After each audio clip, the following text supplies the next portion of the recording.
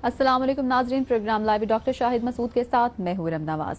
आज कौमी असम्बली के इजलास में काफी गर्मा गर्मी देखी गई। वज़ीर दिफा ख्वाजा आसिफ ने तहरीके इंसाफ की रहनुमा श्री मिजारी के लिए नाजेबा अल्फाज इस्तेमाल किए, जिसके बाद कौमी असम्बली का इजलास जो है वो तल्खी की नजर हो गया। दूसरी जानिब डॉक्टर ताहिरुल कादरी ने 15 जून को वापसी का ऐलान किया है और साथ ही साथ उन्होंने 17 जून को धरना देने का ऐलान भी कर दिया है।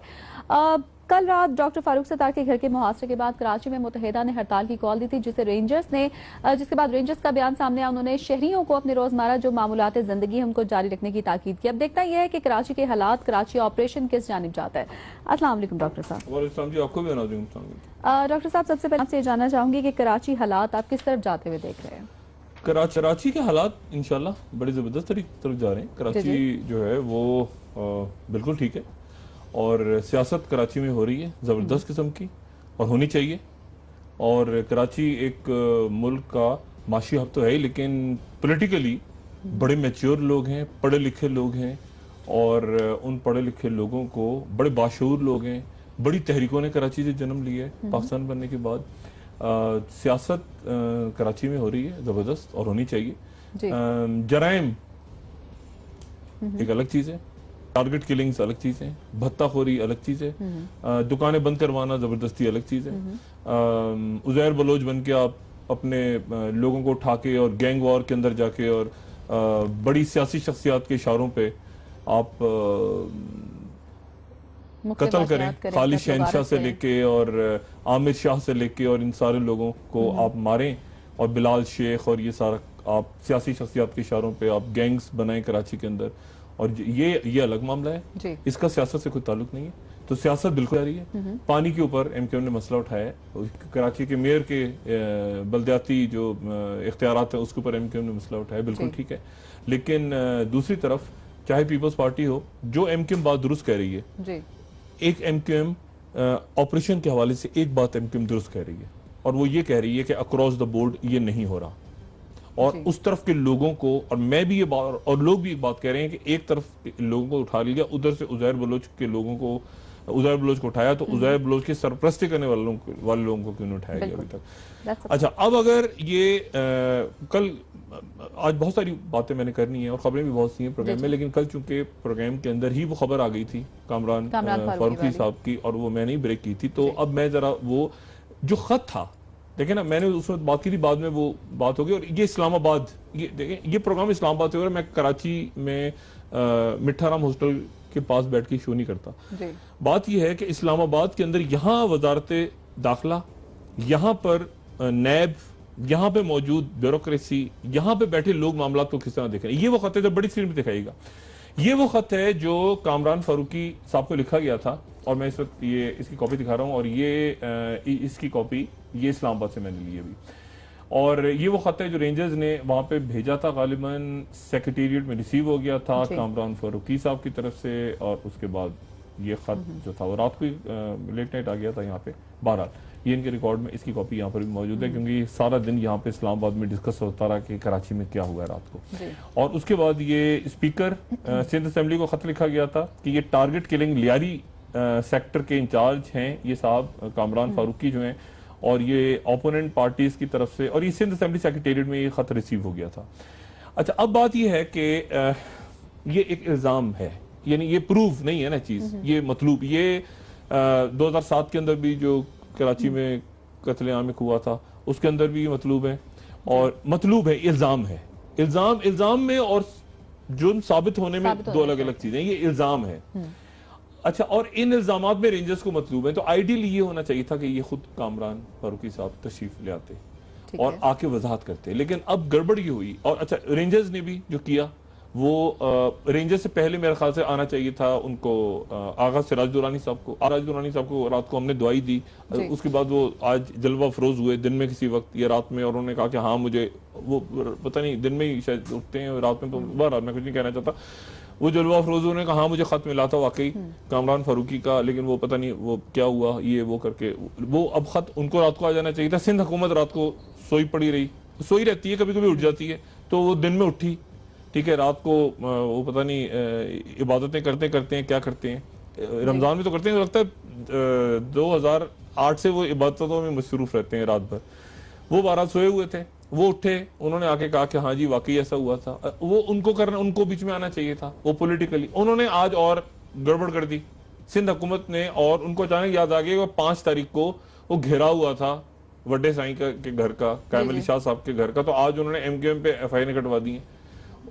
यानी आप देखें कि बजाय इसके कि मसाइल को हल करे सिंध हुकूमत एक अजीब क्या कहना चाहिए, पता नहीं किस सैयारे से उतरी सिंध, वो बजाय इसके कि वो MQM के मामलात को रिजॉल्व करें, उनसे बलदियाती छीन लिए। देखिए ना, जो सियासी मसाइल हैं वो अपनी जगह हैं, MQM से उन्होंने बलदियाती इख्तिलाफ भी छीन लिए। अब यानी गटर के ढक्कनों से के पाइप भी खाने हैं सिंध हुकूमत ने, और उसका पैसा भी उन्होंने मनी लॉन्डर करना है मुल्क से बाहर, वहां MQM चीख रही है। साथ उसके ये जो दूसरा मसला MQM का है, ये एक अलग मसला है। ये मसला है जिसका ताल्लुक कामरान फारूकी और बाकी लोगों से है। अच्छा, अब कामरान फारूकी साहब अगर आ जाते तो ये मसला इतना बड़ा रपड़ना पड़ता। ये कोई 142 कत्ल जो है उसमें इनके ऊपर इल्जाम है कामरान फारूकी साहब पे, और ये जो खत है इल्जाम है। अच्छा, अब ये जो कानून ऑफिस करने वाले इदारे हैं, चूंकि इल्जाम है, अभी तक कह रहे हैं कि ये इसको आप कंपेयर कर सकते हैं उजैर बलोच के साथ। ये वजारत दाखिला कह रही है इस्लामाबाद की। अब मैं इनसे कह रहा हूं कि भाई आप जरा सिंध की हुकूमत से पूछें, वो मुझे नहीं पता कौन किस पेज पे है, नहीं है। बहरहाल यहाँ तो 142 कत्ल, मैं बात मुकम्मल करूं, कामरान फारूकी साहब जो है वो कराची में ही है कहीं, या कराची से निकल गए बाहर, वो जहां, लेकिन वो चूंकि मुल्क से बाहर अभी तक हाल में नहीं निकल पाए, लेकिन वो सिंध असेंबली के रुकन है MQM के। फारूक सत्तार साहब के घर पे वो थे या रात को या नहीं थे, और फारूक सत्तार साहब के घर के बारे क्या हुआ रात को, एक बहरहाल खून खराबा, शुगर नहीं हुआ, टेंशन नहीं बढ़ी। MQM ने ऐलान कर दिया एहतजाज का। अब एहतजाज तो 100 दफा करें, हम भी करते हैं रोते, हम एहतजाज नहीं करता मैं बैठ के रात को, मैं तो एहतजाज ही कर रहा होता हूँ ना मुस्लिम मसाइल पे। हमारा पाकिस्तान के लोग एहतजाज रोज करते हैं। एहतजाज करने में और शहर बंद करवाने में फर्क है। अब एहतजाज जमहूरी हक है, अगर हर एक को हक है एहतजाज करने का, लेकिन शहर बंद कराना कुछ और है। लेकिन ना, शहर बंद करवाना कुछ और है। शहर कोई बंद ना करे, खुदा का वास्ता, ये MQM इस बात का इदराक करे, पीपल्स पार्टी भी करे, बाकी लोग। शहर बंद कराना ये पॉलिटिकल इश्यूज है, इनको पॉलिटिकली आप रिजॉल्व करें। अगर आप पॉलिटिकली रिजॉल्व नहीं करेंगे, लेकिन अब आज MQM ने क्या किया, एक सियासी गलती और MQM से हुई। उन्होंने कहा कि शहर बंद हो, और शहर बंद नहीं हुआ। बिल्कुल ठीक है ना, शहर बंद नहीं हुआ, हो गई दुकानें इधर, वो तो मैं भी अपील कर दूं तो 8-10 दुकानें तो मेरे कहने पे बंद हो जाएंगी कराची में, उनके कहने पे ज्यादा हो गई होंगी, लेकिन वो जो हड़ताल होनी चाहिए थी वो नहीं हुई, जिस तरह कराची में वो बिल्कुल बंद होती थी। अच्छा, अब वो नहीं हुआ। अब उसके नतीजे में क्या हो गया, मुसीबत ये हो गई कि वो कराची अपनी जगह खुला रहा, और MQM के लिए एक बहुत बड़ा यानी आप समझें कि वो जो एक होता है ना, जिसको क्या लफ्ज कहना चाहिए, भरम, एक भरम होता है ना आपका, इसका सही भरम जो पकड़ा हुआ उससे कोई ताल्लुक नहीं है, वो दूसरा भरम, वो लफ्ज वही है भरम, लेकिन सही भरम से था। एक भरमबाजी होती है ना कि यार हमारा बड़ा टैक है, देखो कहने पे शहर। अब वो चूंकि नहीं हो रहा बात, और 1 साल बाद ये अटेम्प्ट हुई, 1 साल बाद की हड़ताल की कॉल हुई, वो नहीं हो सकी। ये MQM को करना नहीं चाहिए था रात को। अच्छा, फारूक सत्तार साहब ने ये भी तो कहा कि हमारी जो हड़ताल है वो नाकाम हुई नहीं, करवाई गई है। नहीं तो ना, ये तो मतलब गालिबन जो तो मैं समझ रहा हूं वो ये कह रहे हैं कि हड़ताल लोगों ने करनी थी, लेकिन रेंजर्स ने जो है वो कह दिया कि हड़ताल नहीं होगी, जबरदस्ती दुकानें खुलवाई हैं, तो वो जबरदस्ती बंद करवाए। देखें, अजीब सी इसमें गड़बड़ है, यानी रेंजर्स ने जबरदस्ती ये तो रेंजर्स बताएंगे ना, ये तो देखिए ना, छोड़ देना, ये तो अजीब सी बात ही अजीब सी है ना। वो कह रहे हैं, उन्होंने कहा कि दुकान बंद कर दो, रेंजर्स वालों ने कहा दुकान खोलो, वरना उन्होंने शटर खोल दिए। ये MQM और रेंजर्स आपस में बैठ के इस मसले को हल करें, और साईं की हुकूमत आए बीच में। रेंजर्स भी क्यों, सिंध हुकूमत के कैप्टन किधर गए, इस ऑपरेशन के कैप्टन भी तो एक मौजूद है। उन्होंने आज वो अपना हिस्सा डालने के लिए, वो बजाय इसके कि वो कोई मेयर के इख्तियारात और कोई बात करें, उन्होंने एक नई FIR कटवा दी। उसमें अमीनुल हक साहब भी हैं, उसमें पता नहीं फारूक सत्तार भी हैं उसमें। और फारूक, देखिए डॉक्टर फारूक सत्तार के हवाले से मैं आपको बात बताऊं, डॉक्टर फारूक सत्तार को मैं जब मेडिकल कॉलेज में दाखिल हुआ ना, पहला दिन था मेरा, तो मैंने डॉक्टर फारूक सत्तार सीनियर थे, तो वहां पे APMSO का छोटा सा, उस वक्त APMSO इतनी बड़ी नहीं थी, एक छोटी सी टेबल पे बहुत बड़ी जमीयत, बहुत बड़ी NSF, बहुत बड़ी बाकी पार्टियां, और छोटी सी एक टेबल पे एक जो स्टूडेंट्स को वेलकम करने के लिए बैठे होते हैं, जो सीनियर बैठे होते हैं, वहाँ फारूक सत्तार साहब बैठे होते हैं। और मैं इनको, ज़ाहिर सीनियर मुझसे हैं, तो मैं इनको कॉलेज में भी, मेडिकल कॉलेज में भी मैं इनको फारूक भाई कहता रहा। अच्छा, हम एक ही कॉलेज के हैं। फारूक भाई जो हैं वो मैंने उनको इतना परेशान, जो रात को परेशान थे, ठीक है, रात को भी वो परेशान थे और आज अभी जो ये मनाजिर टीवी पे चल रहे हैं ये भी परेशान हैं। और मेरी दिल की ख्वाहिश है, मैं क्योंकि एक स्टूडेंट लाइफ से जानता हूं और हम बैठे हुए कैफेटेरियाज में बैठ के हमने बात की हुई है, हमने वक्त गुजारा हुआ है साथ में, बड़ी ऊंच नीच बड़ा टाइम देखा हुआ है, मैंने कभी उनको इतना परेशान नहीं देखा। अब मसला ये है कि फारूक सत्तार अच्छा सीजन पॉलिटिशियन, पहले मेयर एमकेएम के कराची में बने और हमें, मुझे वो दिन याद है जब आए कॉलेज आए मेयर बनने के बाद, तो वो पूरा कॉलेज जमा हो गया था, सारे जमीयत वाले भी सब ने इनको वेलकम किया, हमने खूब इनसे समोसे खाए, इनको ले जाके इनसे दावतें खाई इनसे। मैंने इनको इतना परेशान, इनको चाहिए इस मसले को पॉलिटिकली हल करें। ये पॉलिटिक्स जो है ना, इस सियासत को क्राइम के साथ जो है ना, क्राइम के साथ एक बात मैं आपको और बताऊं, इनका ये, मैं इस प्रोग्राम में अपनी मालूमात कह लें, एनालिसिस कह लें, जो भी कह लें, इनका ख्याल ये है कि वो पाक सरजमीन पार्टी जो है, पाक सरजमीन पार्टी में शामिल हो जाएंगे लोग तो उनके गुनाह माफ हो जाएंगे या उनको छूट मिले। ऐसा नहीं होगा, ऐसा, ये गलत इंटरप्रिटेशन है। ये हो सकता है इस वक्ती तौर पे आपको चीज नजर आ रही हो, आगे जाके ऐसा नहीं होगा। ये गलत एमकेएम इस बात को रीड कर रही है कि उधर चले जाएं तो बच जाएंगे। ये हो सकता है इस वक्त हो सकता है इस वक्त पीपल्स पार्टी के लोग नहीं बचे हुए, इस वक्त बेशुमार लोग यहाँ इस्लामाबाद में घूम रहे हैं, पार्लियामेंट के अंदर घूम रहे हैं, पंजाब में घूम रहे हैं, उनको जेलों में होना चाहिए। इस देखिए चीजें अपनी जगह मौजूद हैं। अगर ये कह रहे हैं ना कि बल्दिया में हमारे लोग पकड़े जा रहे हैं, उनके सब का नंबर लगेगा किसी, जैसे वो ना पनामा लीज कह रहे हैं पहले पीएम आए तो फिर पीछे पीछे सब आएंगे, वो कह रहे हैं नहीं पहले बाकी ये सब ने, ये अगर अकाउंटेबिलिटी एक ऑपरेशन शुरू हुआ है ना, जिसके बारे में मुझे मेरा तो देखिए पहले दिन से मैं ये माशी दहशतगर्दी कराची ऑपरेशन पे ये मामला आगे जा रहा है, ये आगे जाएगा। अयान अली का नाम निकाल दिया था ईसीएल में से, ईसीएल क्या क्या है, अयान अली की क्या इत्तला आपके पास? अभी ताजा तरीन इत्तला लोगों के पास कोई इत्तला है नहीं है। ईसीएल से दोबारा उन्होंने दरख्वास्त दी थी कि नाम उनका जो है वो निकाला जाए। अयान अली नहीं जाएंगी मुल्क से जी। अयान अली, ये आप खबर दे रहे हैं? नहीं, मैं खबर इसलिए नहीं, ये देखिए ये टेस्ट केस है। अयान अली, एक अयान अली से कोई मसला है किसी, मेरा कोई जाती मसला है, मेरा क्या ताल्लुक है अयान अली से? बात यह है कि अयान अली इस्लामाबाद एयरपोर्ट पे छोड़ने के लिए उनको जो साहब आए वो एक बड़ी शख्सियत के प्रोटोकॉल ऑफिसर थे, वो उनको छोड़ने आए, एक और शख्सियत के रिश्तेदार बाहर। बात यह है कि ये, और इसमें कहां कहां से कॉलें गई इसहाक डार साहब को, इसहाक डार साहब ने क्या नहीं, इसहाक डार साहब आए ना, और हालांकि कुरान तो वैसे उठा लेते हैं वो, मैं ये तो कहूंगा ही नहीं उनसे, वो तो बिल्कुल अजीब सी बात हो जाएगी। ये इसहाक डार साहब ने क्या जमानत नहीं दी थी कि आसिम हुसैन और अयान अली को, किस बात पे इसहाक डार कौन है कि ये जमानत, उसका क्या ताल्लुक है अयान अली के साथ? देखिए बात ये कि आप अयान अली को, और यहां पर एक ऑपरेशन चल रहा है, अदारे उठ रहे हैं, नैब उठ रही है। अभी नैब ने कहा है कि आसिम हुसैन जो कह रहे हैं कि तरावी मैंने पढ़ने मस्जिद में पढ़नी है, नमाज तरावी उनको याद आ गई है। बात यह है कि वो कह रहे हैं कि तरावी पढ़ने के लिए मुझे जमानत दे, ये आसिम हुसैन साहब को भी जमानत नहीं मिलेगी, और अगर मिलेगी तो नैब कह रही है कि हमारी तफ्तीश पे असर पड़ेगा, हो सकता पड़ जाए। ये खत्म नहीं होने जा रहा मसला। अयान अली जिस दिन जाएंगी ना पाकिस्तान से, उस दिन मैं डिस्कस करूंगा। अभी वो समीउल्लाह से कलीमुल्लाह, कलीमुल्लाह से समीउल्लाह, हॉकी की कमेंट्री अभी मेरे ख्याल से वो 7 दिन दिए थे।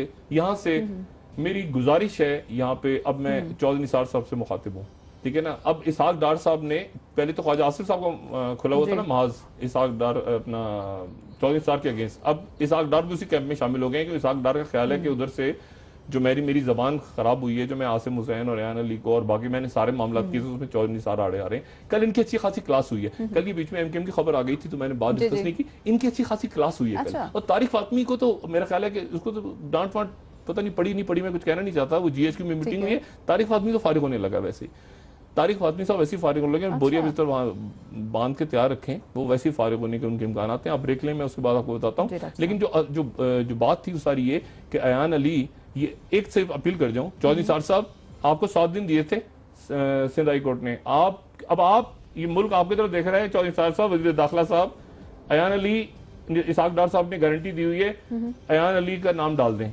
बराए करम आप, वरना आप भी इसी खाते में आ जाएंगे, वज़ारत दाखिला इस खाते में आ जाएगी कि आप भी ये, और बड़े अच्छी रिफॉर्म्स कर रहे हैं चौधरी साहब। मुझे यकीन है इस बात का कि वो इसके ऊपर कोई एक्शन लेंगे और अयान अली साहिबा को जो है वो फिर दोबारा समीउल्लाह से कलीमुल्लाह से समीउल्लाह, वो जो हकीकी कमेंट्री चलती थी उसका सामना करना पड़ेगा। डॉक्टर ताहिरुल कादरी साहब इस बारे में उस पर भी बात करेंगे, लेकिन एक छोटी सी ब्रेक। डॉक्टर ताहिरुल कादरी, जी जी।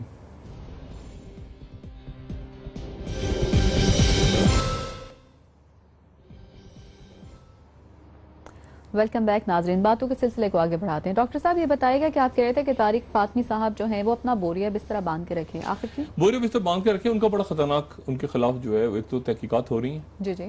उनको खुद भी पता होना चाहिए अच्छी तरह, और पता होगा यकीनन, और तहकीकात भी हो रही हैं, और उनकी जो परफॉर्मेंस है बतौर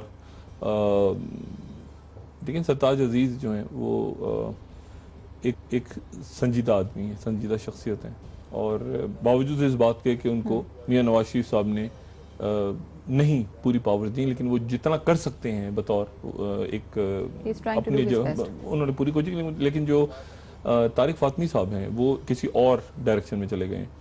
और एक तो तारिक फातमी साहब के खिलाफ एक बड़ी पिटीशन दायर हुई है, और अगर वो पिटीशन मैं दिखा सकूं टीवी पे, वो पिटीशन में इनकी जो अहलियां हैं उनकी एक एनजीओ है, और वो एनजीओ जो है वो एक तो वो पैसे ले रही है बहुत ज्यादा। दारा वजू साहिबा जो है वो एनजीओ, उसकी तहकीकात हो रही है, ट्रुथ फॉर पता नहीं क्या नाम है उसका, पता नहीं क्या, खुदा जाने, ट्रुथ करके कोई ऐसी करके एनजीओ बनी हुई है।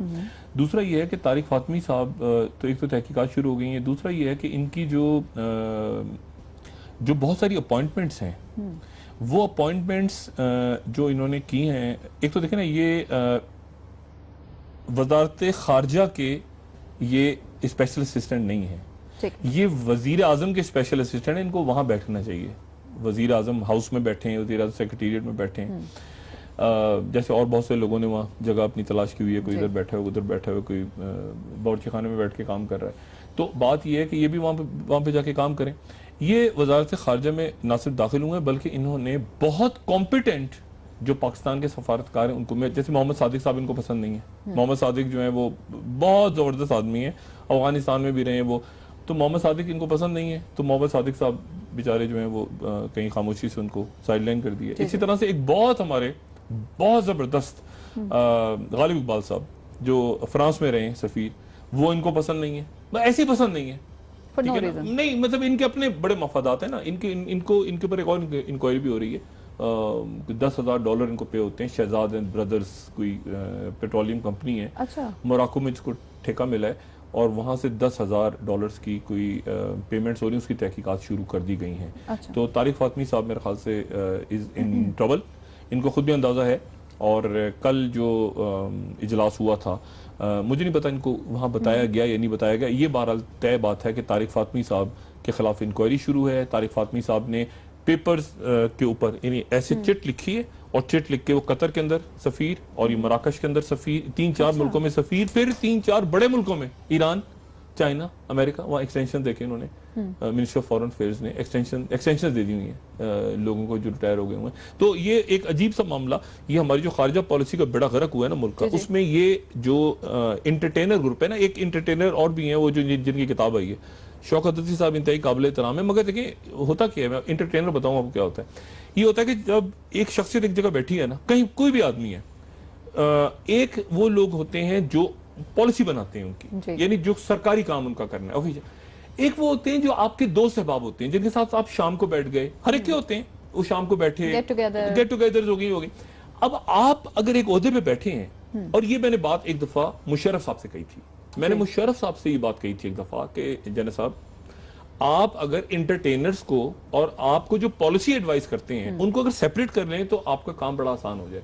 इंटरटेनर्स ये होते हैं कि जी खुशामदी, मतलब आ गए जी, हम बड़े अच्छे, ये कर दिया, वो कर दिया, आपको एक चीज प्रोवाइड की, आपका एक मसला हल हो गया, ये कर दिया, वाला मीटिंग तय करवा दी, जबरदस्त का। अगर मतलब चेक करते हैं ना कि साहब को क्या चीज पसंद है, अगर साहब नमाजी हैं तो वो भी नमाज पढ़ना शुरू कर देंगे, नहीं साहब को अगर गजल पसंद है तो वो उनको भी गजलें पसंद, मतलब साहब अगर, मतलब वो ये हर वक्त एक खुशामदियों का टोला होता है। अच्छा, अब हुआ ये कि ये एक पूरा का पूरा टोला, आपको पता है, मैं आपको एक अजीब बात बताऊं, मुशर्रफ साहब, अब ये फिगर नोट करें, मुशर्रफ साहब के, हम तो एक नाम लेते हैं ना, दानियाल अजीज साहब का, जलाल चौधरी साहब, मुशर्रफ साहब के 130 साथी 130 लिस्ट दिखाऊंगा एक आदमी में।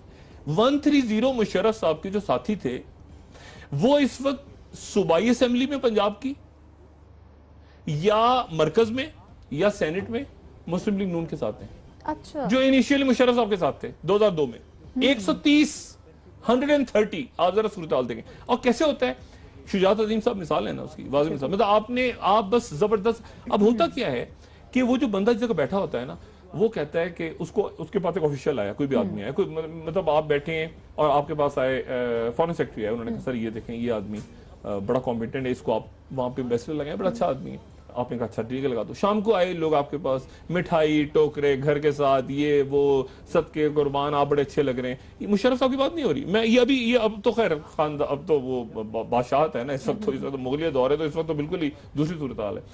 तो आके ये तारिफ आदमी साहब जैसे मिसाल के तौर पर, और आके तो आप बड़े अच्छे सर, ये वो देखे ना सारा, ये कर आके सारे काम निपटा दिए, काम निपटाया और साथ ही कह दिया वो सर वो छोटा सा वो सर मेरे देखें ये बड़ा अच्छा आदमी है, उसको सवाल हाँ वो कर दिया। अच्छा वो सामने वाला आदमी ओब्लाइज हो गया।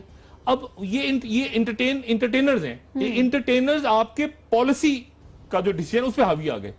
अब आपने कहा कि यार देखो इतना अच्छा आदमी है यार, जब जाता है वो मेरे लिए चॉकलेटें लेके आता है, वो कतर जाता है यार मेरे लिए सूट का कपड़ा ले आता है, वहां जाता है यार देखो ये करता है, कितना अच्छा आदमी है यार इसको मिनिस्टर लगा देते हैं यार देखो छोटी सी बात, इतना अच्छा आदमी है, दिल का अच्छा है। अच्छा सुबह आपके पास आए वो सीरियस लोग, उन्होंने कहा सर देखें, उन्होंने कहा नहीं यार छोड़ो, मैंने रात को सोचा वो देखो ना वो अच्छा आदमी है, उन्होंने कहा सर वो अच्छा आदमी नहीं, अच्छा वो भी उन्होंने ब्यूरोक्रेसी ने अपनी नौकरी बचानी है, वो कहते हैं सर अब देख लें, नहीं यार छोड़ो मैंने चेक किया बड़ा अच्छा आदमी है वो फिर आगे आप जहां पहुंचे हो आपका ब्रीफकेस उठाया हुआ आगे आगे खुशामदी, मतलब कि वो, और हर दौर में ऐसे लोग मौजूद होते हैं। अब मसला ये है कि शौकत अजीज साहब की किताब आई है, अब मैं किताब पढ़ रहा था शौकत अजीज साहब जो तशरीफ लाए, तो उनका पहला इंटरव्यू एयरवाई ने किया, हम लोगों ने किया शौकत अजीज साहब का। शौकत अजीज साहब पाकिस्तान से क्या गए, मतलब पाकिस्तान की तारीख में शौकत अजीज साहब किस नाम से याद रखे जाएंगे, क्या किया उन्होंने, मतलब वो मैं है, मैं वो शुरू के मैं उनकी किताब पूरी जो है ना वो अगर 3 अल्फाज उसको नाम होना चाहिए था मैं, उसमें और कुछ भी नहीं है उस किताब में सवाए उनकी शख्सियत के। मतलब मैं और कॉन्डोलीजा राइस, मैं और बुश, मैं और मतलब है कि प्यूटिन, मतलब मैं और शाह अब्दुल्ला, मैं वो, मतलब मैं से हटके, मतलब ऐसा लगता है उस किताब को पढ़ के कि जैसे शौकत अजीज साहब जो हैं वो बॉस थे और मुशर्रफ साहब भी शायद इनके नीचे काम कर रहे थे। वो अजीब और गरीब किताब है उनकी, और उस किताब में जो बात, यानी आपको पढ़ के आप ढूंढते रहेंगे कि यार इसमें वो इफ्तिखार चौधरी साहब को जो उन्होंने फारिग करवाया था स्टील मिल केस में, वो झगड़ा तो इनसे हुआ था ना, झगड़ा तो इनका चल रहा था, किकबैक इनका मामला था, ये शुजात अजीम ये लोग ये ग्रुप था, शुजात अजीम उस वक्त इनके साथ थे, तो ये मसला चल रहा था जो स्टील मिल वाला। अब वो सारा करवा करवू के ये ब्रीफेस उठा के गायब, अब बाद में जाके मुशर्रफ साहब को भी नहीं पहचान रहे थे। और ये अब ये भाई आप इनसे कोई पूछे कि आप पाकिस्तान आए नहीं आज तक, यानी ये गायब है, पाकिस्तान से गायब है। और एक दफा मेरी इनसे मुलाकात हुई जब ये वजीर आजम नहीं थे, अच्छा काबिल एहतराम शख्सियत है, मतलब मैं वो बता रहा हूँ जो रियलिटीज हैं। तो मैंने वहां पे कोई ग्लोबल पता नहीं कोई इंटरनेशनल कॉन्फ्रेंस हो रही थी, तो ये कोई आलमी मईशत पे तकरीर कर रहे थे, तो पाकिस्तान को तो संभाल नहीं सके तो दुनिया को संभालना है इन्होंने।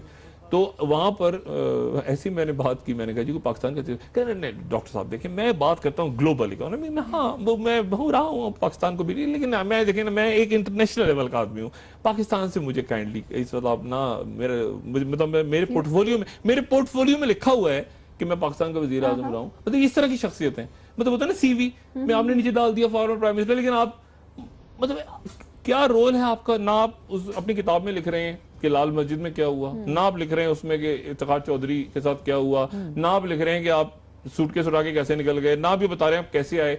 थ्रू आउट इनका राब्ता रहा नवाज शरीफ साहब से, ये नवाज शरीफ साहब के भी बड़े करीब इनके, हाँ फिर एक खास वक्त में जरदारी साहब को अपनी खिदमत इन्होंने ऑफर की। ये बड़े जबरदस्त किस्म के लोग हैं, मैं बता रहा हूँ ना, ये बिल्कुल आराम सुकून से हर जगह फिट, बस जबरदस्त, मतलब हाँ मतलब अब इनसे पूछें कि जी आपका क्या रोल था जब मियां नवाज शरीफ को यहाँ से भेजा गया वापस, तो कहेंगे मेरा तो फैसला ही नहीं था, मैं तो चाहता था देखें मियां नवाज शरीफ, मतलब ये हर दौर के लिए। और अब चूंकि दोबारा तलू है तो मुझे खतरा ये है कि ये दोबारा कहीं पाकिस्तान में आने वाले दिनों में, क्योंकि अपना किरदार नहीं देख रहे कि पाकिस्तान में आगे मैं दोबारा कोई शॉर्टकट लगाऊंगा, लेकिन बहरहाल ये कि इंटरेस्टिंग किरदार हैं सारे। तारीफात में उसमें लेटेस्ट इजाफा है। आप देख लें तो मैं बताता हूँ कि ये ताहिर कादरी साहब का क्या मामला चल रहा है। जी, ब्रेक से वापस आके बात करेंगे डॉक्टर ताहिर कादरी साहब की वापसी के हवाले से।